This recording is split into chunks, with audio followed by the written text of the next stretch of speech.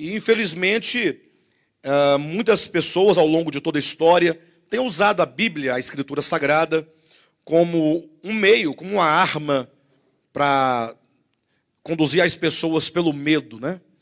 E os irmãos sabem que, pela misericórdia de Deus, o Senhor tem nos dado entendimento para compreender ou conhecer o Deus verdadeiro. Como diz lá em 1 João, que diz que o Filho de Deus é vindo e nos tem dado conhecimento.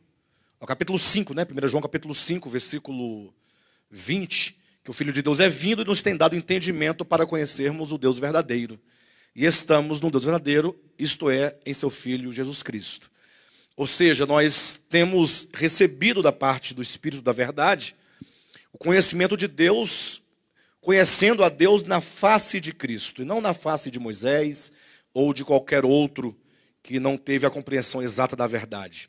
Bem, mas o fato é que eu quero conduzir os irmãos a uma compreensão dessa porção para que ela se esclareça diante de nós, para que nós não venhamos a desenvolver nenhum tipo de relacionamento com Deus baseado no medo, baseado na ameaça, mas que tão somente nós sejamos atraídos a Ele pelo seu amor. Amém, amados? Então vamos lá. Nós temos aqui alguns pontos que devem ser levantados. Primeiro, que nós devemos nos lembrar de que o escritor aos Hebreus, ele trabalha com um emolduramento histórico, para que, a partir desse emolduramento, vocês podem pensar no emolduramento como uma moldura de um quadro. Pense numa moldura. E como o interior, né, desse quadro, ele vai colocar a obra de Cristo, quanto ao sacerdócio, quanto à nova aliança, quanto ao novo templo, quanto à salvação orgânica de Deus, quanto à fé, quanto à graça. Então, o fato é que nós não podemos ignorar esse emolduramento. E não podemos também colocar numa relação de oposição. O que acontece é que o escritor aos Hebreus, ele vai tomar como pano de fundo a história dos hebreus. Ele vai estar sempre evocando a experiência dos judeus enquanto nação, enquanto povo, para que os hebreus convertidos a Cristo possam tomá-los por exemplo e possam aprender com os erros dos seus patrícios, com os erros do seu povo, o povo de Israel.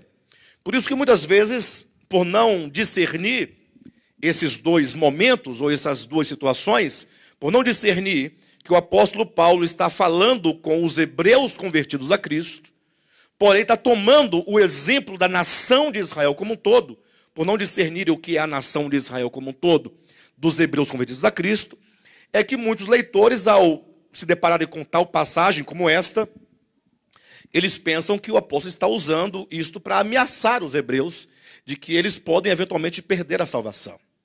Então eu quero começar primeiramente demonstrando aos irmãos aqui no capítulo 10, primeiramente de que trata este ponto que o apóstolo Paulo está apresentando.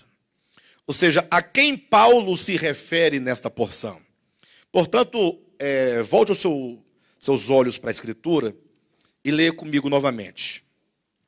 Porque se vivermos deliberadamente em pecado, depois de termos recebido pleno conhecimento da verdade, já não resta sacrifício pelos pecados. Então, em primeiro lugar, ele está falando aqui àqueles que receberam o pleno conhecimento da verdade. Agora, só um detalhe que nós devemos levar em consideração, que não raras vezes nos passa despercebido. Quando o apóstolo diz, porque se vivermos, logo alguém pensa o seguinte, se ele diz, se vivermos, aí vem aquele critério bem puritano, e a pessoa entende, se Paulo diz, se vivemos, ele se inclui, se nós vivemos. E, portanto, ele só poderia estar falando aqui dos crentes convertidos a Cristo, grupo ao qual ele pertence.